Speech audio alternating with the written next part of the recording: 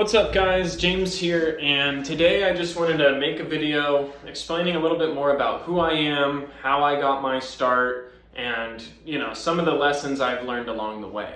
So I see a lot of people, especially on the internet, that talk about how they didn't go to college and how they started investing or whatever at the age of 18 and became a millionaire by the age of 20. And by the time they're 22, they've got 5 houses and everything's already laid out for them. I was never that guy, okay? I'm 28 years old now, and I just this past month finally crossed that millionaire threshold. And I gotta say, I'm still living the same life as though I was making $25,000, $30,000 a year. I'm a very frugal, very prudential person. I don't really care about shiny things. I don't go chasing, expensive habits. That's just not me. I'm a very dedicated saver, and that has been honestly the main reason why I've been able to achieve what I have thus far. And I feel like I'm at a point right now where I'm really just about to take off. And I've really created a huge automated lifestyle where almost all of my expenses are now paid for through my investments. And I'm at a point where I finally have the time to focus on giving back information, okay? I spent the past 10 years of my life starting multiple businesses and arguably failing at many of those businesses. I've spent my time chasing dead-end jobs that I didn't realize were dead-end jobs at the time. I spent my time spending money on things that I shouldn't have been spending money on.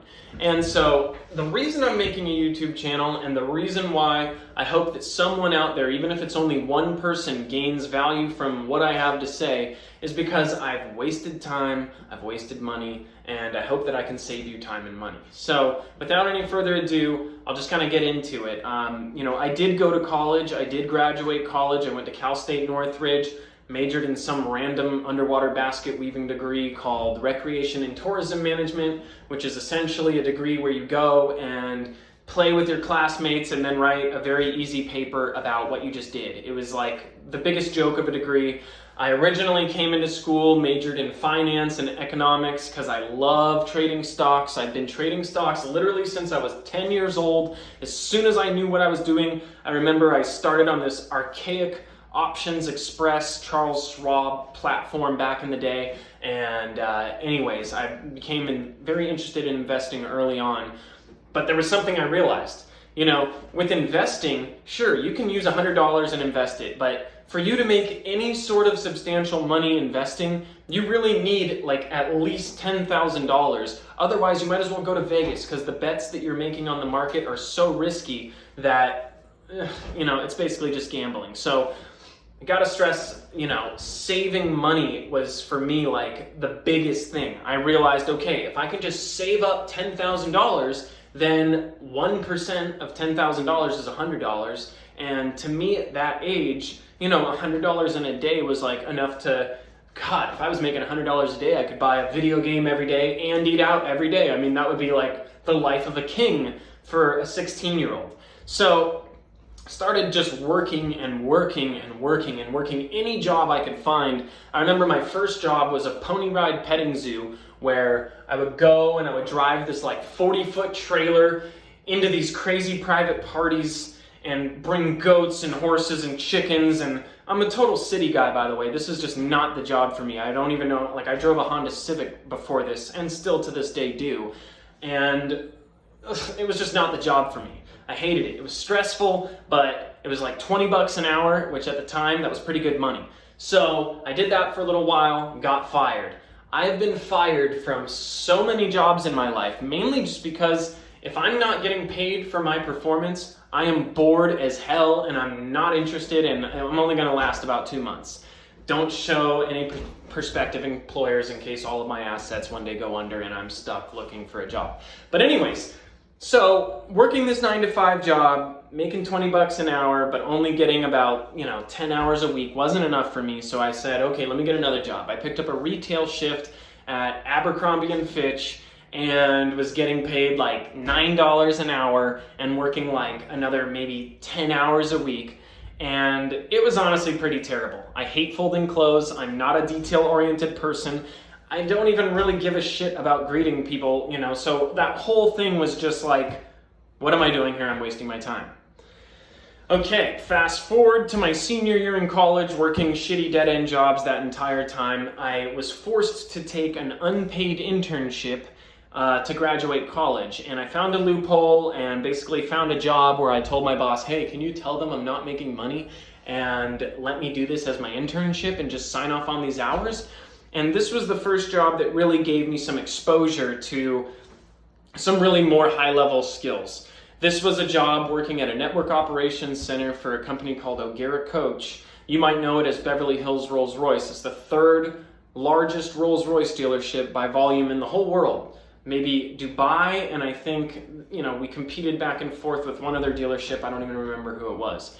And when I was working at this network operations center, I would hear these salespeople. I would listen in on their phone calls and I would rate them. It was a very tedious job, but there was some commission incentive. If I generated a fresh lead and handed it off to a sales guy, I got like, I don't know, $50, whatever. But the real, you know, value of this job was listening to these salespeople. I got to hear some of the highest level salespeople and how they talk to clients, how they handle a new lead. And these guys were just smooth as butter. And 6 months of listening to these guys, I went into my boss and said, hey, I'm done working in this network operations center. Put me on the sales floor. I can talk to people. I'm good. Let me do something on the sales floor. So they promoted me to a product specialist. As a product specialist, I basically learned everything there was to know about these vehicles. And by the way, I'm not a huge car guy. I don't care about cars. I don't care about jewelry. I don't care about watches. I don't care about putting diamonds in my teeth. I care about saving money and having the peace of mind knowing that every day I go to bed and I wake up, you know, $350 richer before I've even started my day. To me, that shit gets me going. To other people, whatever. I don't chase shiny things. So anyways, I'm working this job as a product specialist at Rolls-Royce, getting to go on test drives with these clients. Now, these clients are obviously people who are in the market for a Rolls-Royce. So these were some very, very affluent, very influential people that I got to expose myself to. If you hear it, you guys are gonna hear this from every successful person. It's so cliche, and in my life I have found that some of the most cliche lessons are the ones that hold the most value and the most meaning. And it is surround yourself with successful people. So every day I'm going on 2 or 3 test drives a day with these millionaires, billionaires, and a lot of times these people, they see a young, ambitious 19-year-old, they want to tell you how they made their money. They get excited about it. I would say 95% of billionaires love to talk about themselves. 95% of people love to talk about themselves. In fact, most of the people that you talk to every single day aren't even listening to what you're saying. They're actually just waiting for their chance to talk. Anyways, that's a digression. So anyways, I'm going on these test drives and I'm starting to meet these amazing people and I start to realize, wow, if there's one thing that all these people have in common, it's that they don't really work a 9-to-5 job other than, you know, the couple doctors and lawyer exceptions that own their own law firm or their own doctor practice. But most of these people were entrepreneurs. Most of these people went out, you know, founded their own something and have figured a way to make it. So I remember one of the most impactful meetings, Damon John from Shark Tank. I didn't meet him. I met with one of his business partners. And this guy was so cool. I drove him from Westlake to his home in North Hollywood. And we just talked and talked and talked. And this guy was so I vibed with this guy. I said, hey man, you know, I don't normally ask for like numbers of people, but I feel like we have a connection and, you know, maybe somewhere down the line, could I just please pitch a couple of ideas to you so that you can tell me if I'm even headed in the right direction? And I remember my very first idea, it was a nonprofit. It was called Focused Female. And my idea was I want to raise money for scholarships for women because my sister went to an all-girls school and she's a collegiate, you know, Division I athlete who holds a record. And I was like, you know, she's such an inspiration, by the way. My sister, you know, veterinarian, now busted her ass in school her whole life. And I always thought to myself, I cannot be that failure of a brother who's an entrepreneur and doesn't make any money while my sister balls out. So that was always a big, you know, fire under my ass, was I can't let my sister just fucking ball out all over the place and me get left in the dust. So anyways, Anyways, I'm going on this test drive, pitching this idea to this guy. We have lunch, and he's like, "Hey man, I just gotta be real with you. I don't see that making any money. It's a non-profit. You should be focused on making money first and then starting a non-profit later." So that would be my first lesson. Before you guys go out and start a non-profit, focus on a profitable business that will allow you the disposable time to then focus on a non-profit. Second, okay, we move on. And where are we now? I'm trying to start my own business. I'm working at this car dealership, and one day there is a company dinner, and I'm going into Malibu to go pick up this real estate agent and his client, who's a billionaire, in a Rolls Royce to kind of, ooh, look at this car, and take them out to a nice dinner at Nobu in Malibu. So pick these guys up, we go down there, and this was like one of the most transformative nights of my life. I remember my boss was this hard ass who at the time I didn't appreciate, but now I look back on and say, wow, man, she really taught me a lot. She was this amazing salesperson, the top salesperson in the company, was easily making over $500,000 a year in commission, and I was going to pick up her clients, and she was a very intimidating woman, by the way. And I get to this dinner, and her tooth falls out right before she's gonna give this speech. And I remember just looking at her like, oh, fuck, dude, what are we gonna do? So she's like, go back to my house right now and get my retainer so that my tooth will stay in, blah, blah, blah. I gotta give this presentation in 5 minutes, and I know my house is 20 minutes away, but I said, yes, whatever you need, let's go. I was a little bit bummed out. I had never eaten at Nobu at the time, and I was like, dude, oh my God, I'm never gonna get to eat here. Anyways, I go all the way back to Westlake, grab her retainer, get all the way back there. As I'm on the way back to her house, run out of gas on the freeway because I'm driving her Maserati. I've never drove one of these before. I don't know what the gas, I should have known. I mean, come on, I'm not gonna make excuses. Anyways, have to run half a mile to the Canaan off-ramp, buy a gas jug, fill it up. I'm wearing a suit. I'm running all the way back down the freeway with this gas jug, filling up her car, spilling gas all over the side of the car. I'm sorry, Melissa, I didn't tell you that part. Anyways, spilling gas all over the side of her car, all over my suit, smelling like absolute ass. And, finally call her up. I'm like, dude, I can't even get the gas in your car. Like, I'm fucked. And so she goes, okay, just take an Uber back to the restaurant. We'll figure it out later. So I go back, and at this point, the dinner is winding down. My only job is to basically go back and pick up this real estate client of mine, and his client. And so I get back there, and he immediately he looked at me, and he knew I was like just totally disheveled. And he goes, "Hey, whatever you do, make it look easy." And I go, "Okay." And anyone could have walked in there and been pissed. How dare you not keep your car filled up with gas? How could you not warn, blah, blah, blah. No, I went back in there.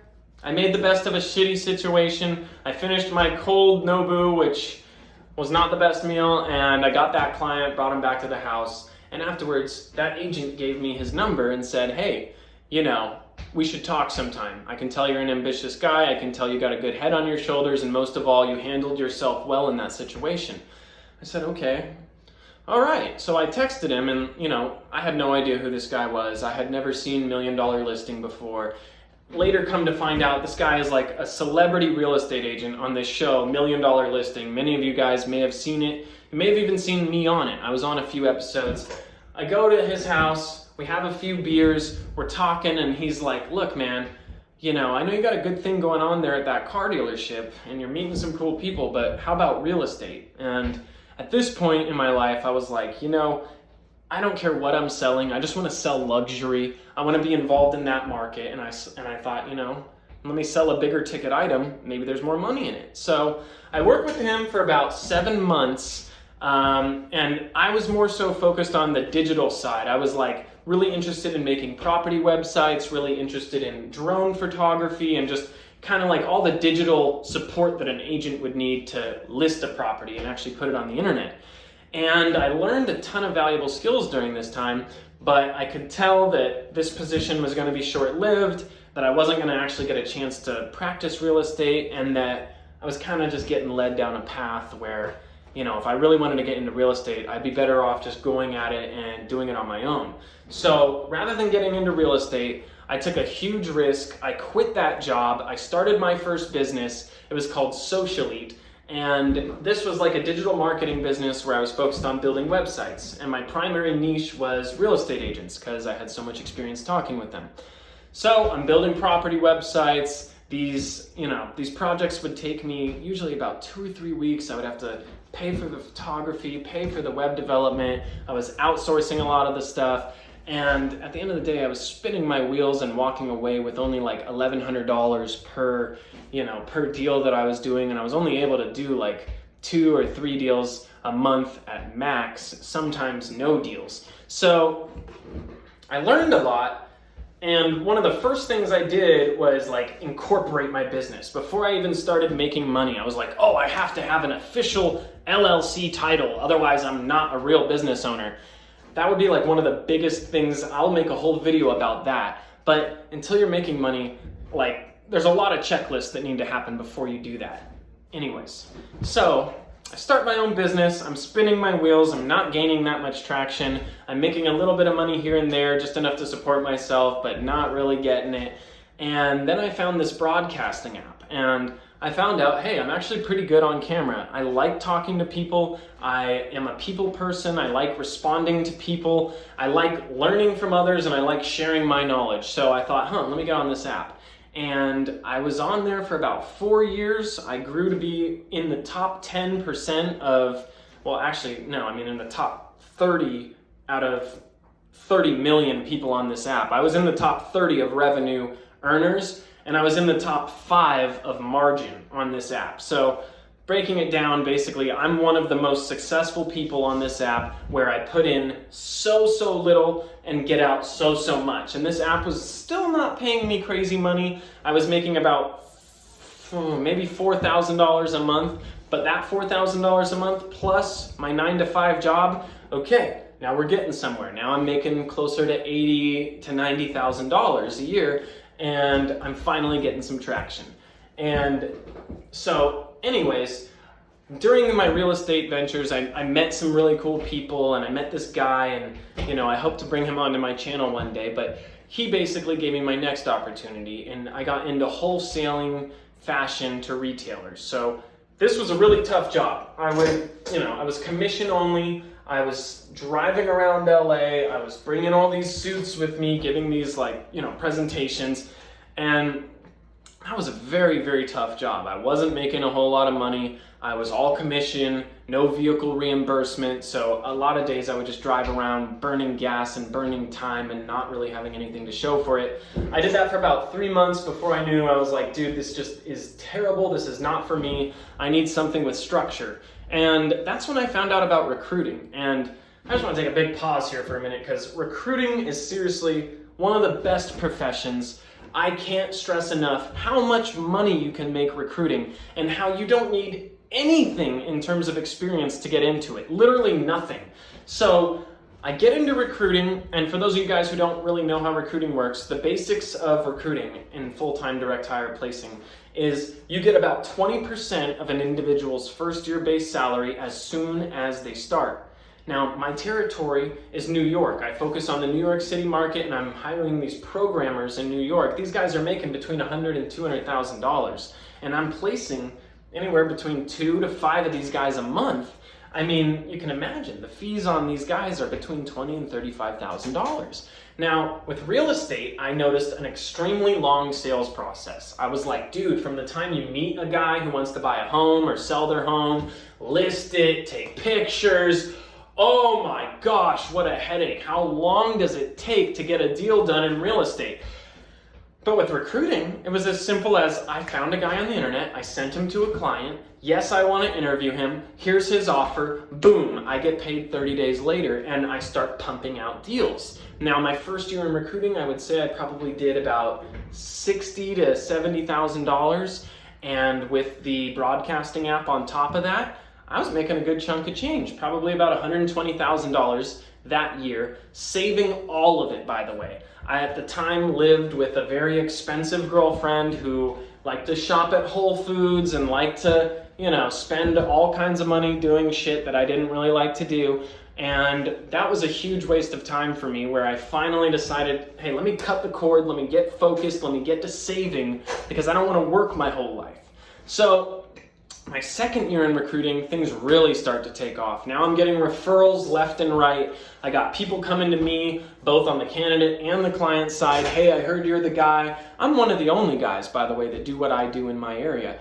And I really start to make a name for myself. And in this second year of recruiting, I generate about $600,000 in sales. And I walked away with, probably 40% of that after taxes and after I pay my fee to, the firm I was working with and all that stuff, probably walking away with about, $200,000 to $300,000, somewhere in the range of that. I don't want to get too specific.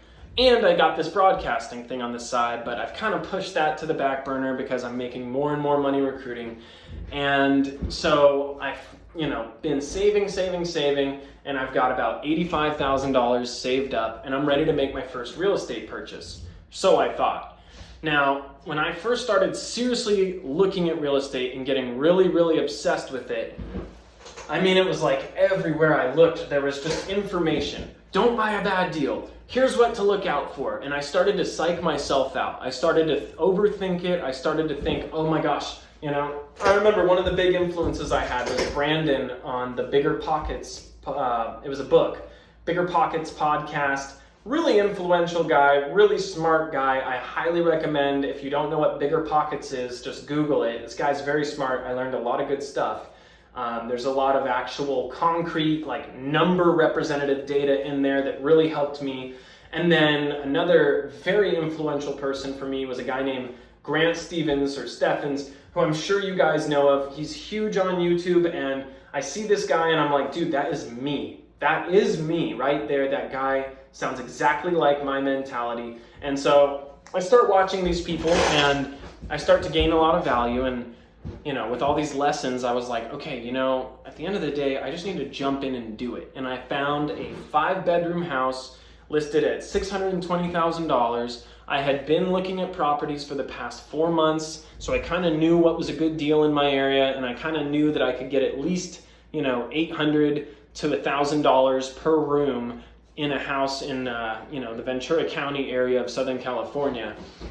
And so I said, hey, I'm going to pull the trigger. I'm going to buy this 5-bedroom house. Now, I put down 10%, so I put down $62,000, and I invested another maybe $6,000 into upgrades. I redid the carpeting across the house. I put in some recessed lighting, some cheap fixes that really, really did up the property, and I immediately rented out 3 rooms for $900 each.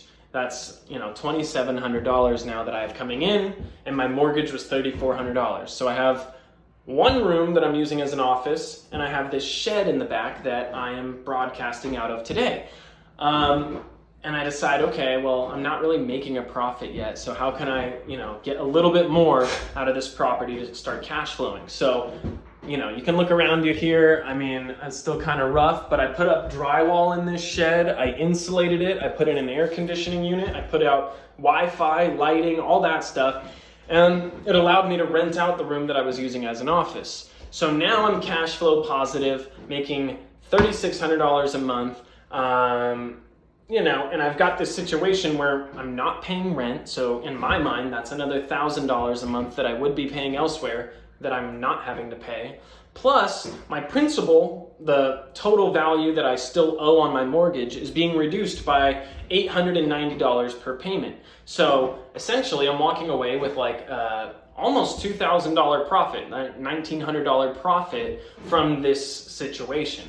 Now, what that has allowed me to do is to position me to really, really put a lot more focus and time on my business and what I'm doing. And ever since I, didn't have to worry about rent, and ever since I've separated myself from this rat race that we live in of this 9-to-5 trade time for money situation, I have just noticed my life starting to really take off. I've been able to save way more money. I've been able to stay way more focused on my goals. I feel way more in control. I don't wake up and feel like I have to get into the office right away. No, I wake up, I have my coffee, I check the market, I go work out, I, go into the office for a few hours and handle what needs to be handled.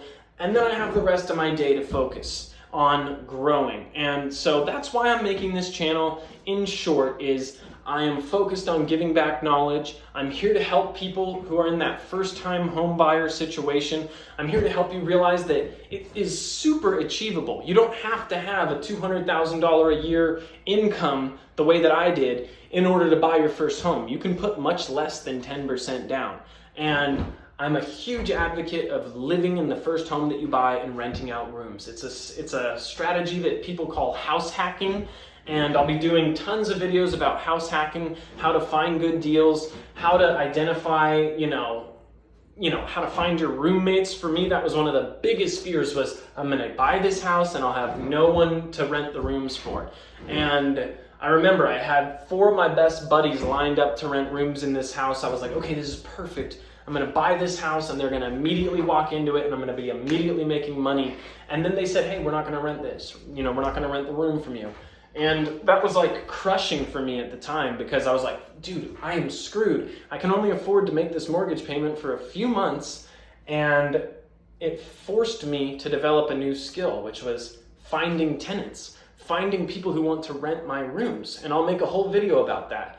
But in any case, guys, here we are today. After I purchased this property, it has increased about $80,000 in equity. So I've got about maybe 200 grand in equity now tied up into this house, and I'm getting ready to buy my next house, and I just want to bring you guys with me in the process. I want to share the knowledge. I want to help anyone out there who's trying to start a business or trying to buy their first home, and I just want to give you that knowledge and give you that confidence to know that, hey, you guys can do this. You don't have to be some crazy millionaire on YouTube who lights their freaking bed on fire and drives a Lamborghini in order to make it online. There are a ton of ways to make money remotely on the internet. Recruiting has been by far the best for me thus far, and I'm hoping I can share some of that with you. So if you guys like what you're hearing, if you guys want more videos and more knowledge, all that I ask is you please take a moment to subscribe to my channel, like this video, and if you want, leave a comment about the types of